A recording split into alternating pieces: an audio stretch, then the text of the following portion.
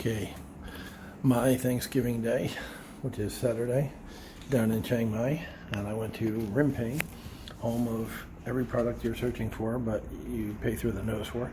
And I got me a little styrofoam case. Unboxing is a big thing on YouTube, so we're going to unbox my turkey. Oh, you smell it? You smell it? Gravy, turkey, stuffing, and rice, just in case somebody doesn't like it. Even though she had it last year, but I honestly don't think she remembers what it tasted like.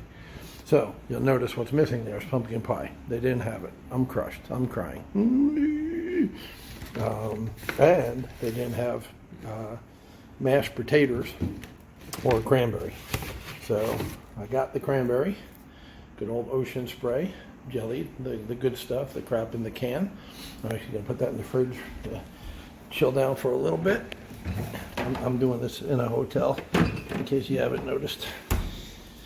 And the other thing missing is mashed potatoes. So this ought to be fun in a hotel room. I brought my little plate, convection plate heater thing here. Can you see it? Oh, can you see it? Yeah, there it is right there.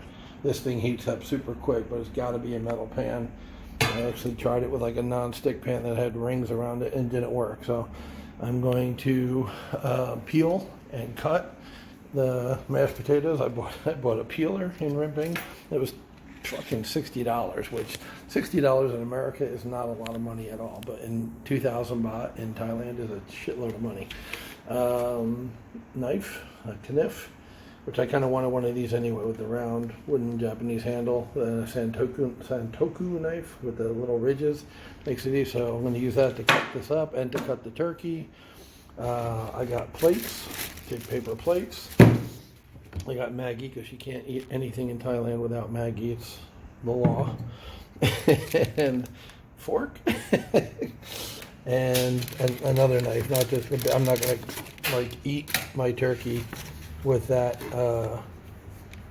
big knife. So I got like a knife to cut the turkey on my plate, as opposed to the big knife cut the turkey pieces off the turkey. It's like a 10 or 12 pound turkey. Milk for the mashed potatoes, and butter for the mashed potatoes. And then the ricotta in the Rimping near the something Wang Mall that I've been going to, that has the pineapple lady from Chiang Mai, which is really good pineapple, was $2.50 a container. This was $1.85. So I grabbed them both. They only had two. I would have bought friggin' 6 of them, 10 of them for 185 baht, $6. But they only had 2, so I bought 2. Let me stick those in the fridge. Yes, baby. Okay. It's water, not grease, but sure. You can never be too sure. She's like, nope, make grease on the wall, and I'm like, not cooking grease. It's boiling potatoes, but whatever. Anyway, let me get to work and make my mashed potatoes. Okay, so taters are on. They're cooking in front of a mirror, so I'll be able to, there you go. You can see them in the mirror. Just let me go like that. There you go. Little thing is on, 200 degrees Celsius, which is about 400 degrees Fahrenheit.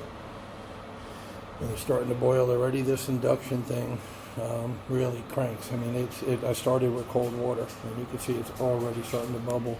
Maybe 30 seconds into it. Got the use of the knife, cut the potatoes up into hunks. Used the peelers. I got the milk and butter. I don't have a masher, but I got a grater. So what I'm going to do is take the cooked potatoes and just grate them real quick. It will have to do. I got cranberry sauce in the thing. The turkey's cooked and hot. Stuffing's cooked and hot. Gravy's cooked and hot. I put the lid back on. So she had it as a splash guard, thinking I was going to cook something in oil, but you boil potatoes. You don't deep. Well, you could deep fry them, but I didn't. So this thing's humming away. It's got a built-in fan. That's the sound you hear. To keep it cool, I guess, the motor. And yeah, the other thing that I'm going to have to tackle is draining it, getting the water out, and having I don't have a bowl or anything like that to drain the potatoes, to mash them. I'm going to have to come up with something to get the water out of the pot and then add the milk and the butter to the hot pan, because that's what I always do at home, is melt the butter in the hot pan that just cooked the potatoes. But I had to figure out how to get the water out because I don't have a colander. They didn't have them in Rimping. It's not like a big store. I mean, this particular one, Nim City, was the branch I went to. There's 4 or 5 of them, and this had a lot of stuff. I was surprised they had the knife. Ooh, had to just chop my toe off. Who needs 10 toes? I was surprised they had the knife, and I was surprised they had the peeler. They had like one little aisle, but I was able to get most everything I needed except a colander. All right, I'm going to wash the knife that I just dropped, because remember, I'm going to cut the turkey with this. And that's it. I'll kick it back on when we're ready to feast out. Okay, so the solution, they're cooked now. And the solution to draining them was doing in the sink as best I could, just holding my hand over it. If you don't have asbestos hands, I don't recommend it because they're hot. And then whatever water I couldn't get out, I am frying off. I'm bubbling. I'm cooking it on high to evaporate the rest of the water before I add the butter and milk. Should only be about a minute to get, because you see there's not that much water in there. If I tilt the pan, it doesn't really gather up. It's just bubbles left. So I'm drying out the potatoes of extra excess moisture, but just cooking them an additional minute on high. Then I'll add the thing and mash it. Instead of using the grater, even though I bought it, I'm just going to use one of those cheap forks I bought.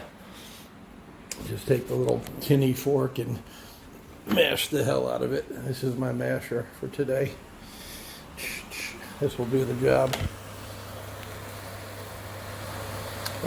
Almost there. Like another 30 seconds. Still, I don't see any more bubbles, any more moisture. It's like reducing down a liquid, just evaporating it. And you just gotta make sure you're not sitting there cooking the potatoes on a dry pan. There we go. Almost there. Basically, the steam will stop when there's no more moisture. Alrighty, so they are whipped. They got the butter. I used almost all the butter. I used just a little bit of milk. I still put the rest in the fridge. But I tasted them, and of course they're bland because no salt and pepper. And I don't have salt and pepper. So what you see there is Maggi. Maggi to the rescue. Maggi just tastes everything. Now, if I was in the restaurant or at home, I would have used Maggi in place of salt and still use ground black pepper also. But I don't have pepper. I just use Maggi. So you can see it all brown and everything in there. I did that before I mixed it in, so you all could see it. But that's going to be the seasoning, the flavoring, instead of salt and pepper. Okay. Darling? Jai. Video, and picture. That's our bird right there. Like I said, Rimping. 5 kilo. 5 kilo. 5 kilo bird. That's a huge friggin' bird. Looks like it's cooked to perfection. Nice job, Rimping. Like I said, 3,000 baht for that, 2,000 for the rest of the stuff I bought today. But, if you're making this in your home, you've got a potato peeler, you've got a knife and fork, you've got plates. So, you've got a grater, here's the potatoes. That's, they have a little bit of a tannish hue. But, hey, I'm going to put gravy on there anyway. Stuffing. We got a roll, a Lincoln log of stuffing. I haven't tried it yet, but I will. So stuffing, gravy, and the bird all came from Rimping. 250 baht to cook the bird. 250 baht for the stuffing. I haven't tasted it yet, but I will. Gravy came with it as part of it, and then I made the mashed potatoes here. No, you. I'm gonna cut it. I'm gonna carve it and throw the picture in there. Okay, here's the carving of the bird. We have a new videographer who's, I'm sure, gonna be better than me.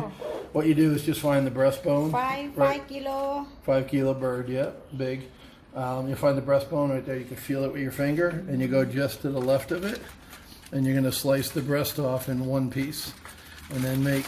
See, I kind of angled right there, and just slice all the way down on the breast. There we go. See how it's peeling away? Right there. Yep, try. And just, you know, on a little bit of an angle. You see now I've tilted it. Look at it still steaming. We picked it up an hour ago, and the thing is still steaming. So we're just going to take that and put it on a plate. Oh, over there. A plate, darling. Plate. Awesome. Plate. Try. So we just take the entire breast, put it on a plate, and then you make little cuts like this. Make little pieces so that you get a little bit of skin, and you get a hunk of turkey. Like that.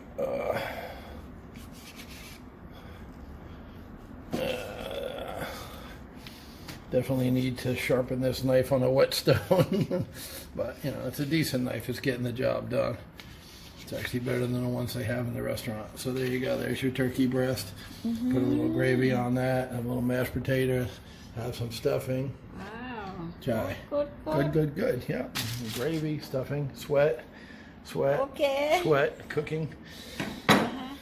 All right. That's Thanksgiving. Got the light in my face.